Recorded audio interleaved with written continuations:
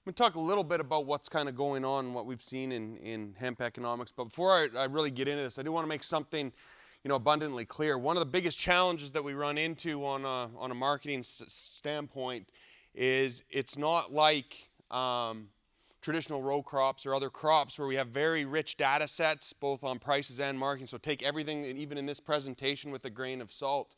It is problematic from a data standpoint right now for two reasons.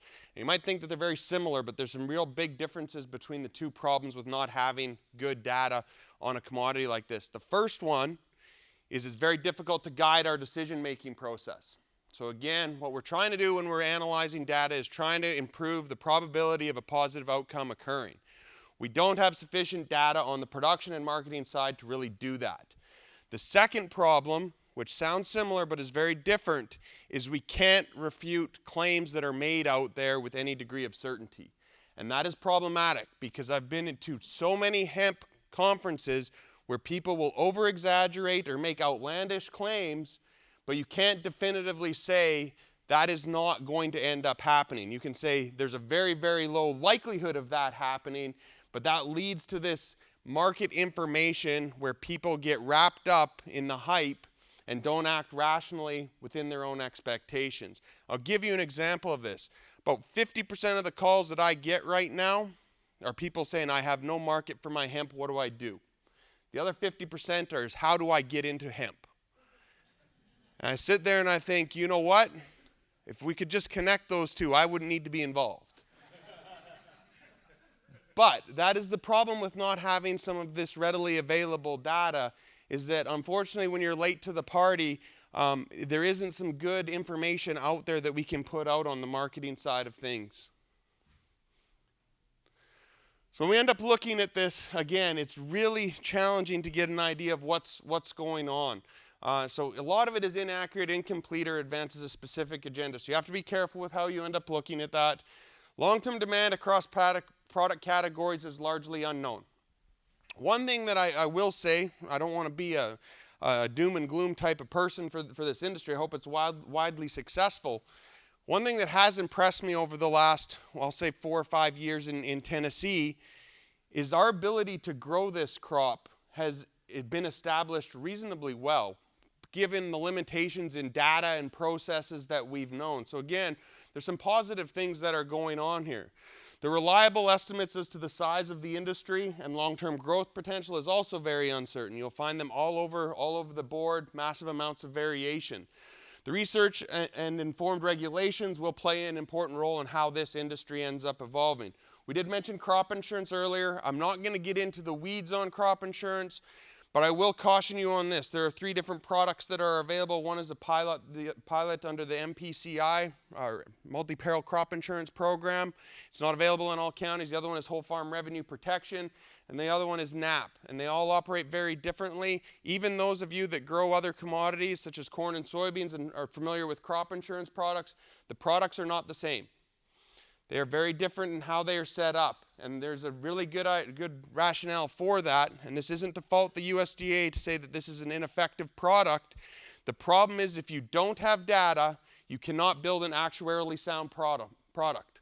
And so again, if you look at the fundamental principles of an insurance product, what you're trying to end up doing is have the amount of money that comes in through premiums, whether they're government or producer paid premiums, equal the amount that goes out, plus some administrative costs over the long term. If you only have at best 4 years or 5 years of data, you cannot develop that product. As such, your guarantees are substantially lower, so there's some issues with that. Now again, we're hoping to improve that over time because it is something that I think is really important to get that infrastructure right to support new crops. What is the size and the stability of the hemp crop or hemp market? By both use and by location. We will end up seeing bottlenecks for different types of hemp, and I'll give you an example. I had a gentleman in East Tennessee come up and said, well, I have $50,000 worth of hemp. They'll pay me $50,000 out in Colorado. I said, what's your transportation cost? He said, $75,000. I said, no, you have a disposal problem. So again, just because you end up having a market, the location is important and the use is very important. So we have to be very cognizant of what we're growing, who we're growing it for, how we're producing it, because the other one that we do see, not to get sidetracked, but again, I see several things labeled as organic hemp. And when you ask somebody and say, well, is it certified organic? They said, yeah, we didn't use any chemicals. That is not the definition of certified organic. So again, there's a labeling issue that we run into. We're not the only region that is looking at this. We've seen dramatic, this is from a colleague of mine at Kentucky, Tyler Mark. He's been doing a lot of the production economics in hemp. Me and him are on several projects together, but you can see that it's spatially distributed. There's lots of interest in this across multiple states. I get probably about 10 to 15% of my phone calls out of California, Florida, Texas, and Georgia. This one right here, I don't want people to put much stock in these numbers. Again, this is something that I just wanted to use to end up highlighting all the different kind of product categories that are out there in terms of demand. So again, we're looking at growing this crop for many different uses, but again, we don't have a good projections on the demand or processor capacity at this point in time. I have other slides and other sources that will show the exact same product categories, and they will have multiples of 5 to 10 times what this is or less than this is. So again, it goes back to that market uncertainty. We just do not have the data to dictate what the demand is for some of these products. Now again, when we look at this next slide, there is something to demand. I'll speak to kind of the export and CBD component to this. This is from the U.S. Census Bureau, and these are locations that are selling hemp. So again, convenience stores, gas stations, drugstores, grocery stores, tobacco outlets, all these other ones, 174,000 outlets. They're not putting hemp into these stores when it's not moving and seeing this type of an expansion.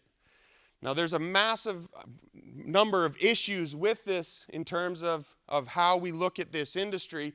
The big one that jumps out to me from a marketing standpoint is product differentiation. You drive around Memphis, drive around Knoxville, drive around Nashville, go and take a look at those individual products. They are not the same. When we look at, from an economic standpoint, if a product is homogeneous, it means there's no difference between that. If it's heterogeneous, you have a difference that can be used to extract a price premium. And the prime example, or the easiest example to end up making, is percentage of CBD oil, however you want to measure that. I'm not in chemistry, so I'll leave that up to somebody else.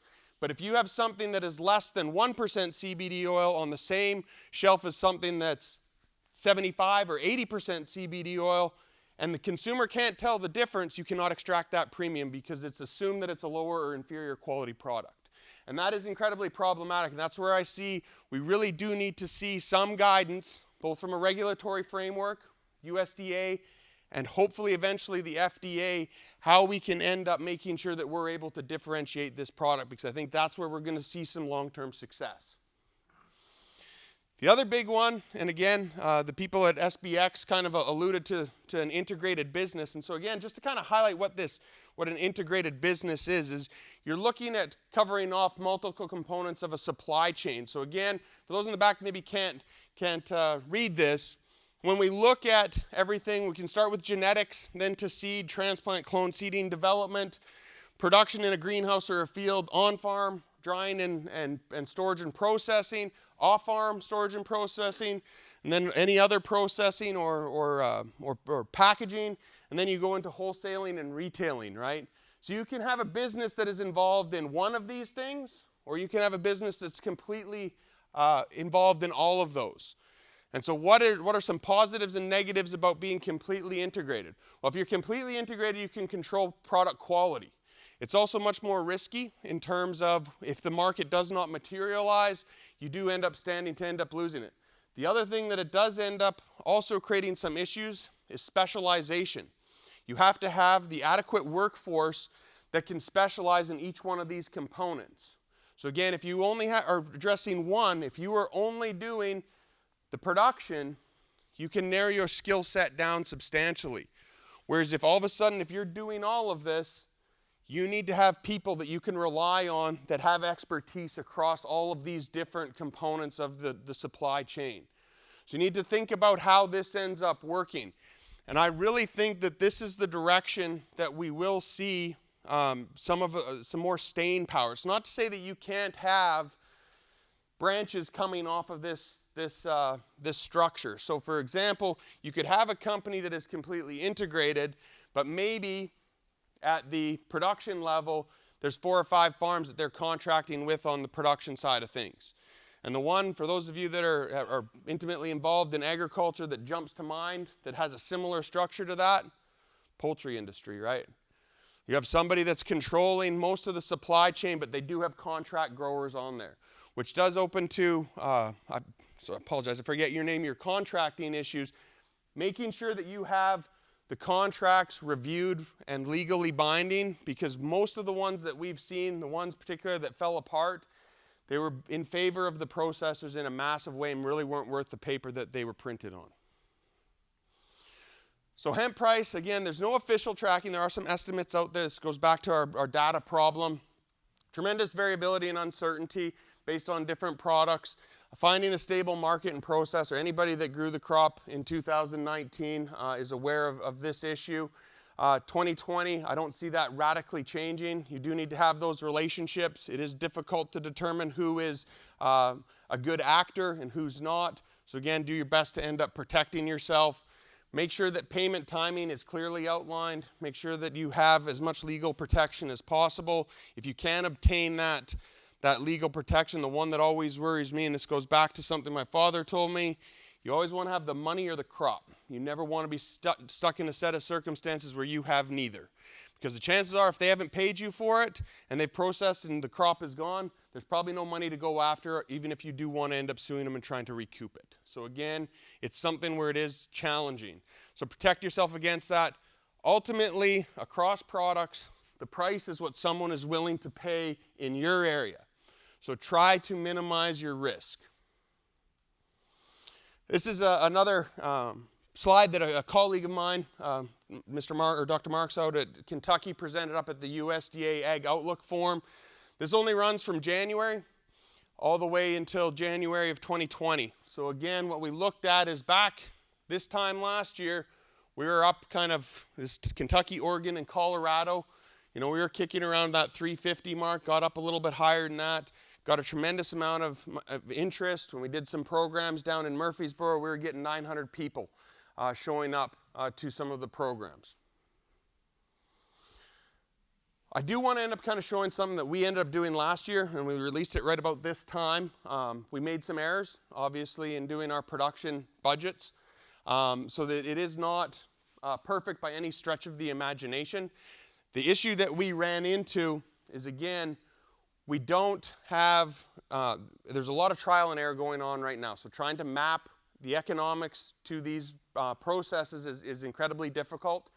We did it for a small scale because of the sheer number of people that were looking at around that 1 to 5 acres, or less than 5 acres, a better way to put it. So we did it as a 1 acre budget, and we ended up looking at this and ended up kind of making some assumptions.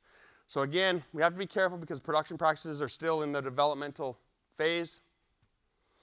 So when we looked at revenue, we did this specific to the CBD market or the extract market. What we ended up looking at was what our potential projected CBD percentage was as dry matter, our price, and that $1.50 we put in there. This is a year ago when we put that in there. We got more flack about that price because the prices were much higher at that time, the going rates, and we ended up overestimating that by 100%.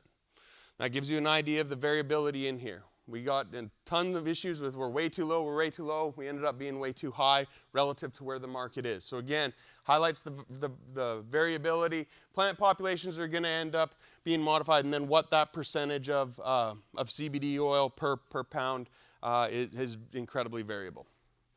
I'm not going to step through all this. We did end up doing this again. This is for one acre. So again, if you are much larger than that, do not use this to extrapolate. Don't just multiply everything by 30 acres. It doesn't work that way because there's some incredible differences in scalar effect that you cannot capture with this budget. Did mention that, yes, we do need fertility and all that. This is one that we did underestimate substantially, was labor, particularly for these non-machine harvesting. There are machine harvesting systems out there where people have been very successful with this. But again, it is a very labor-intensive crop, so make sure that you secure that labor. You know, some of the guys that I've seen that have been most successful are those that are able to augment labor with other aspects of their enterprises. So out in I'll speak in East Tennessee, but those that were involved in tomato production and those that were involved in tobacco, because they had the infrastructure and the machinery, and they could end up augmenting it with additional times a year to keep their H2A laborers busy. So again, it's something where there's multiple layers to each one of these components that we have to be aware of. And so again, that was one that was difficult. The processing side was another one that was very difficult to end up trying to end up quantifying in terms of an economic capacity. This here again, we ended up looking at some of what our licensing and other fees were, tried to make some marketing assumptions. These didn't hold very well. We are in the process of updating all of these, so we'll see some changes, and we are going to release another budget that will be of a larger scale. Fixed expenses, again, this is another one that really feeds into, if you have existing facilities, that's a very big difference than if you're coming into it without anything, particularly on the drying side, depending on how you're doing that, and then the equipment that might be necessary. We've seen way too many people go out and purchase expensive machinery, and trying to end up recouping the capital cost on that on a very small acreage was incredibly challenging. So again, it is really difficult right now. I do encourage everybody to do their due diligence from an economic standpoint. There is a whole bunch of tools that are out there. Again, you really do need to bear down and modify it into your individual circumstances, because it is all over the map in terms of what is going on. So with that, if you do have any questions, I have an extended version of this presentation that we post to the Crop Economics webpage at UT Extension that has much more details on what we're seeing.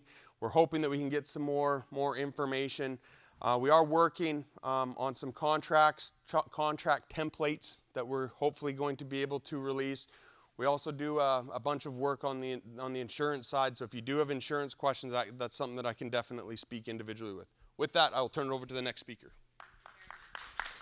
Thank you. Nice job.